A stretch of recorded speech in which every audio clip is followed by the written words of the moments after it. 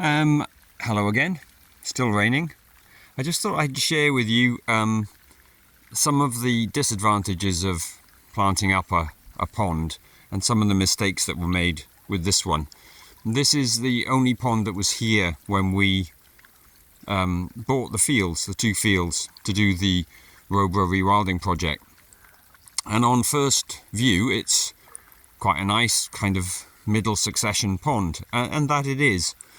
But they very obviously planted it, and some of the things that they planted it will be better if they weren't there, really, in terms of trying to have ideally just native plants.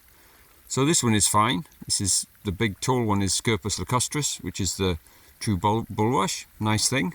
Under the willow there, flag iris on the bank, and further around to the left, Glyceria maxima, which is one of the plants I really like. Very good for using for reed beds, pulling out nutrients and silt and sediment. On the other hand, we've also got things like water hawthorn. That very pretty white flower, but that's South African, and the pond is full of a lot of I think it's Elodea densa or Ageria densa, which is a non-native, I think it's American pond plant. There it is.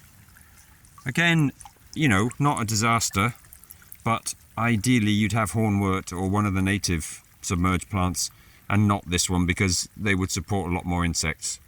The water lilies look very nice, but pretty sure that's not the native alba. And that one definitely isn't, because it's got a tinge of yellow in it. The other thing is, if you don't plant it, what will come in is what wants to be here and what is local, and there might even be local strains of plants, and it will take a lot longer. You know, this is turned into a kind of mid-stroke late succession pond very rapidly because it was planted.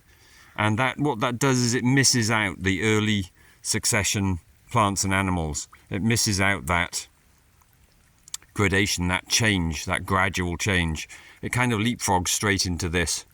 Having said that, you know, lots of cover, lots of native plants as well. By no means a disaster. There were fish in here, but fortunately the otter will have sorted that out, so I don't think we have to worry about carp or anything else.